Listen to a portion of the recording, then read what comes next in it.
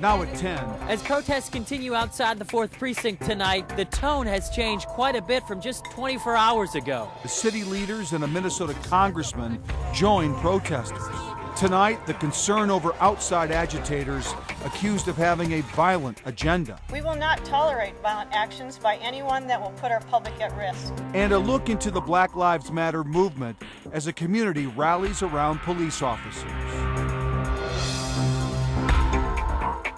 Well, this live look in Minneapolis shows the stark contrast in mood at the demonstration against police. Last night, protesters engaged in violent confrontations with officers. Tonight, a much different scene. Bundled up protesters gathered in a circle, chanting and dancing and saying they want justice for Jamar Clark. They are calling for authorities to release the tapes of Clark's deadly officer-involved shooting. Their protest has now garnered national attention, and that was punctuated tonight with a visit from Minnesota Congressman Keith Ellison. His son was at last night's protest, seen in a standoff with an officer pointing a non-lethal gun in his direction. Also in attendance tonight, 2 Minneapolis City Council members. Jay Olstead is live now with the latest from North Minneapolis. Jay? And guys, Mayor Betsy Hodges also was here trying to talk to protesters. We'll get into that in just a moment, but as you might be able to see and hear behind me tonight, things are much calmer than they were last night when protesters clashed with police. As the sun went down outside the 4th Precinct, a calm moved through near the corner of Plymouth and Morgan that was non-existent just 24 hours earlier. The positive changes that you want, you're getting them. Conversation replaced confrontation. What do we want? Justice! The line between police and protesters, though, was still evident. How do we begin to build a relationship? Because that's ultimately what we want. Jamar Clark! Jamar Clark! But anger and frustration remained. Thank you for stopping to see my family. Congressman Keith Ellison joined protesters tonight, demanding investigators release video of the incident last weekend where police shot and killed Jamar Clark. He also asked for calm. And I want to make sure that everybody expresses themselves, but that people's emotions don't boil over. Ellison showed his support for the protesters and his son, who was pictured on Twitter protesting last night. It was emotionally unsettling to see the photo. All this as Mayor Hodges arrived at the 4th Precinct tonight to talk to the protesters, but was booed as she left the area. A calm night, yes, but still unsettled. Jamar Clark! Jamar Clark! And late tonight, Black Lives Matter Minneapolis claimed that, in their words, an anonymously credible source told them that Clark was in the process of suing the 4th Precinct before he died over some sort of confrontation with police. They are now demanding more information about that incident from police as well. Guys. All right, thank you, Jay. NAACP and Black Lives Matter leaders criticized police today. They claim officers used excessive force last night on a crowd where learning may not have been local, even been local. John Croman is live with details on the so-called outside agitators. John? Well, you remember the Occupy Wall Street, Occupy Minnesota movements. That was the first time we saw some of those Guy Fawkes anonymous masks. Now just about any mask will do when it comes to people who want to instigate some action without showing their faces. What do we want? Justice! When do we want it? Now! There are those who've come to the 4th Precinct to make a statement about what they view as an unjust system. Others are here drawn by the chance to fight the entire system. We believe we were dealing with anarchists based on the flag that we saw. We believe people from outside of our community are coming in to perpetrate violence. Chief Harto wasn't ready to name a particular group, but the covered faces and masks are among the hallmarks of a tactic known as Black Bloc, which has been employed by anarchist rioters around the nation for the past 2 decades. Because there's a movement, because there's a crowd, some people have used this as an opportunity not to seek justice for Jamar, but I really believe that they're using this as an opportunity to express frustrations. At times, protesters can be seen policing each other, trying to push their own members away from confrontations. But others appear to thrive on conflict, and that's a pattern that was seen in the Ferguson riots, according to veteran KSDK reporter Casey Nolan in St. Louis. I can remember one specific instance of a late night, the protest kind of broke up, most people were going home, and we saw a group of folks with matching T-shirts roll in saying, "Where's the action?" And they had just arrived from Chicago, and they wanted to get in on the action. You had the police, and you had the people that didn't agree with the police on much of anything else, both groups saying outside entities were making the situation worse. Now, we've asked some of these people who are masked here tonight if they're from out of town, if they're local, and some just won't answer. Others claim they are local, so it's really difficult to tell. But once again, this movement, this Jamar Clark protest movement here, is not really like an army, like with a military centralized command. It's very loose, it's grassroots, and people drift in and out.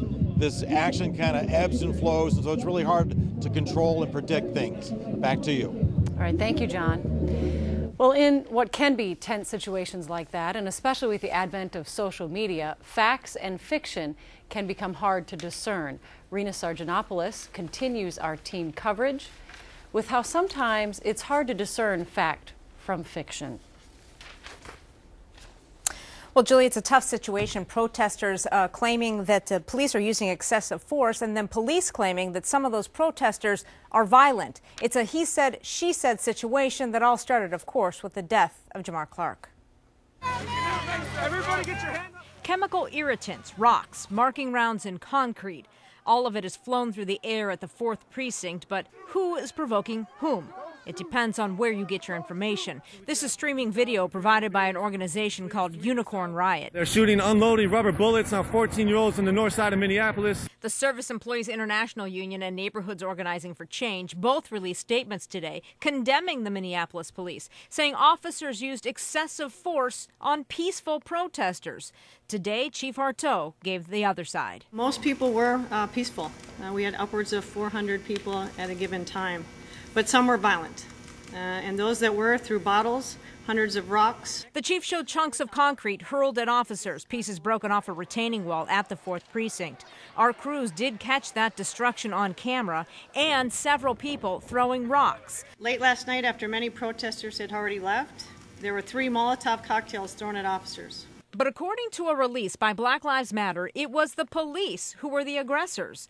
They claim a woman was punched in the face by an officer in this video posted on Facebook. Black Lives Matter says officers pointed what they call potentially lethal weapons in the face of peaceful protesters. This picture posted by Congressman Keith Ellison of his own son. It looks like a rifle. It looks like a very dangerous weapon. But the reality of it is it's a non-lethal marking round. He said, she said, a battle of words to try and win the war of perception. Rena Sargentopoulos, KARE 11 News.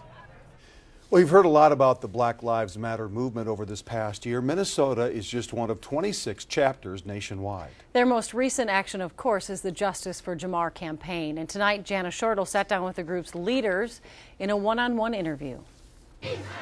Black Lives Matter is unlike the movements before it because it isn't led, it can't be led, its members say, by just one person. It's a movement, it's a decentralized movement, a leaderful movement that's working to liberate black folks in all realms of oppression. Now, not having that one figure to be led by or to hold the group accountable, that's a source of discomfort for a lot of people outside the movement. But there's a reason Black Lives Matter purposefully chose to be led by committee in each of its 26 U.S. chapters. I think it's uncomfortable because we live in a hierarchical society. All of our institutional structures embrace that structure. And part of this movement is actively challenging those structures. It was a movement created just 2 years ago. Well, it began as a hashtag, and then it swelled into those chapters, taking up civil rights causes, oftentimes after major incidents between police and black men. The Minneapolis chapter is governed mostly by 8 people. These are 3 of them, and they are very aware many of you might be upset by their occupation of Precinct 4 and their numerous highway shutdowns. That, they tell me, is precisely the point. It's easier just to be confused or to be angry at like these small little things instead of just saying, you know what, like I actually need to face this head on and I do have a role. 2 different times, especially Wednesday night, violence has come though. But Black Lives Matter says that's not them, that's not their work. That's another group. One thing we are all on the same page about is that we are absolutely dedicated to nonviolent direct action. Black Lives Matter has no intention to stop its actions in Minneapolis tonight or any night in the near future. Not until the night comes, I'm told, when they and them become us and we. When those people all step up, every single one of them, all of the people, you know, the dude who tried to run me over on the highway on 94 just the other night, like when he decides to get out of his car and like hold hands with me instead, that's when the work's over. Jenna Shortle, KARE 11 News. Well, there's also growing support tonight for all of the Minneapolis police officers keeping watch over the 4th Precinct. A local police wives group called Backing the Blue Line is making sure that officers are taken care of. It launched a fundraiser asking for donations to buy food, water, and hand warmers for officers. They've raised about $6,100 of their $7,000 goal. There's so many different variables every day. No 2 days are the same. So it was important to us to show our support as an organization, but as a community as a whole too. Backing the Blue Line is working with the 4th Precinct to deliver their donations to the officers. And tomorrow, a North Minneapolis restaurant called Avenue Eatery will deliver sweet potato pies to both officers and protesters. Let's take another live look at the scene right now outside the 4th Precinct, where protesters are chanting, singing, even dancing in the street. You can follow the latest developments on KARE11.com and, of course, on Sunrise, starting at 4:30 a.m. tomorrow morning. Still ahead here at 10, an eye-opening KARE 11 investigation for parents. It's not uncommon to see toddlers and infants. Tonight, we uncover just how prevalent child porn trafficking is in Minnesota.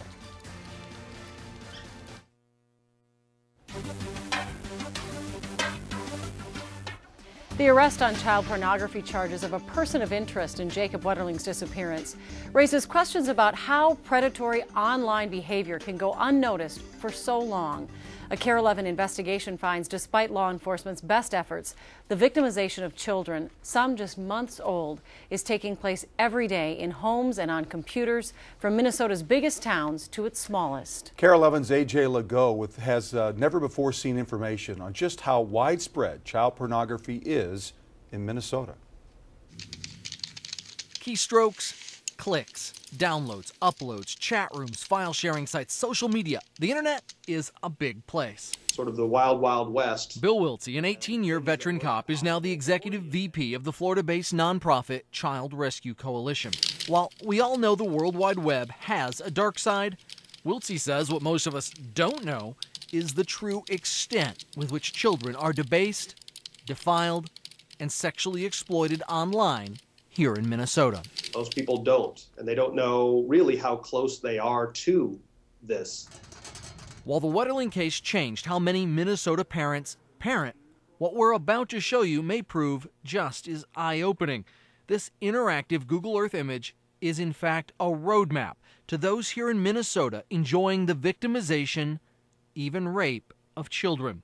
Every one of these red dots represents an IP address for a computer in our state known to be trading in pornographic images of children just within the last 365 days. It's not uncommon to see toddlers and infants. Some of the dots in urban areas represent multiple computers. The Child Rescue Coalition maintains the software behind this map. It was originally developed by law enforcement and is able to track the IP addresses of computers tied to child pornography. For example, in tiny Annandale, where Wetterling suspect Danny Heinrich was living, there are 3 IP addresses known to be trafficking in child exploitation videos and images this past year. You're actually tracking, often in real time, people who are dealing in child pornography. That is exactly what we do, and we do it 24 hours a day, 7 days a week. That information is then shared with law enforcement, such as the Minnesota Internet Crimes Against Children Task Force, where it's been used to make numerous arrests, including that of Rexley Furman of Federal Dam, a 2-time sex offender convicted just last month of producing homemade graphic sex videos with 4- and 5-year-old girls. You may now be asking yourself the same question we had. If the police know where the IP address is, how does someone not get arrested? How does someone slide under the radar for years? I can tell you the volume of information that we know about is very extensive. The answer, unfortunately, takes us back to the map. It's not so much someone sliding under the radar. There's simply too many targets on the radar. Too many to arrest. So police are forced to focus resources on the worst of the worst. In the last year, there are 1,962 known IP addresses in Minnesota trafficking in child abuse imagery. Nationwide, the number jumps to 135,000. In many or even most jurisdictions, there aren't enough jail beds if you were to arrest everyone to house them. It's that big. It's that big a problem, yes. And it's not just an American problem. I want to show you some real-time data captured on a single day last week. Again, each of these dots blotting out a map of the world represents an IP address trafficking in images of molested kids. Amazing. Yeah, that's a scary picture. Mm-hmm. Thank you, AJ. It really is. Just thank you. Eye-opening. It is. Thank you. Let's head outside now to Belinda. We had really gusty winds, even some snow here today. Belle? We sure did, Julie. In fact, we're sitting at 32 degrees. What a difference a day makes. And of course, a lot of folks woke up to snow this morning. Today, the winds are gusty and the wind chill, well, it's been sitting in the teens all day. Right now, it feels like 19, a chilly 4 degrees, Bemidji 11 degrees in Alexandria. So November decided to return to Minnesota after, of course, a long time. In fact, our first below average day this month. It took 19 days to get there, but we had it today. The snow is still falling, but it is very light up to our north, but we did have about an inch on the ground in many locations. All eyes off to the west now. This is a system that's going to slide through Iowa tomorrow, but the northern fringe of this system is going to be affecting southern Minnesota.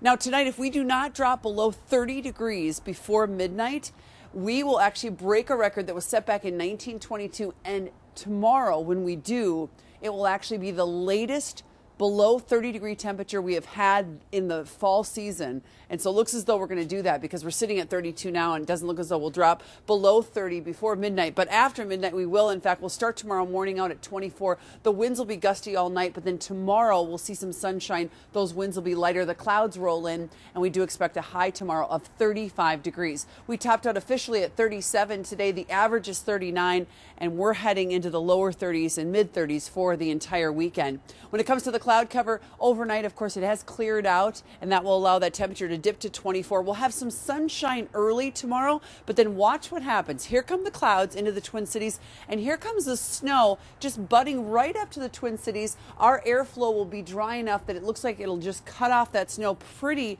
distinctly just to our south. It'll be just quite a line there to our south. And when it's all said and done, this darker blue south of I-90 is 6 inches of snow by Saturday morning. And you can see we could get up to an inch in southern Scott County, southern Dakota County. That's as close as it will get to the Twin Cities. And that again is going to happen tomorrow afternoon through tomorrow night.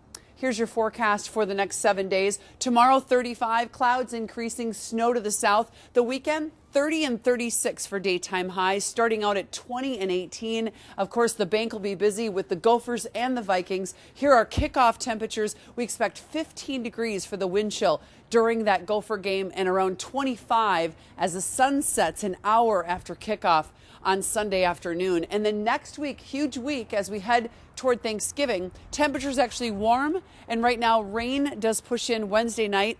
And for now, it looks like it could be a rainy Thanksgiving here in the Twin Cities. We'll have to watch that closely, and we'll keep updating you on that. We'll toss it back to you guys. All right. Thanks, Belle. Sports is next in another edition of Two in the Box. And the Wild on the road in Boston tonight. We'll have the highlights just ahead. KARE 11 Sports from the Mayo Clinic Sports Medicine Sports Desk. Bummer in Boston. Wild battle, but are doubled up by the Bruins, and the loss comes with a price too. Wild getting an early hole in this one. They cut the lead to 3-2 with this goal that looks like it's from Ryan Suter, but it's actually Jordan Schrader. Story of the game, though, is Louis Eriksson. He's the Wild killer tonight, lighting him up for a hat trick. Then late in the game, in the waning moments, that unfortunate play I was telling you about, Jason Zucker slashed from behind on the leg. Zucker had to be helped off the ice. No word yet on the extent of his injury. As we've been doing for the last few weeks now, Here now another installment of Two in the Box, where Dave Schwartz pairs up with a couple members of the Wild to see just how well they know each other. Tonight, the defensemen get their turn. Jared Spurgeon. First of all, how well do you guys know each other? You guys been playing together a while? I like to think we know each other pretty well. I'd say the same, but a little nervous right now. I might falter under the pressure. Who knows? Wow. Marco Scandella was once suspended 15 games for elbowing a guy in juniors. True or false? True. No question about that. You just know it. That's true.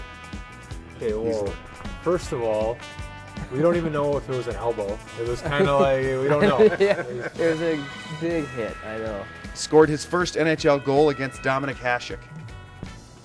False. You sure? Yeah. Absolutely false.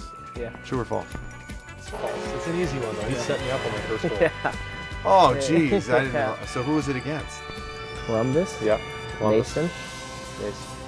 Power play, 5-hole. I didn't even tell me. You know what happened. Yeah. I don't get many assists. Yeah. Speaks 3 different languages.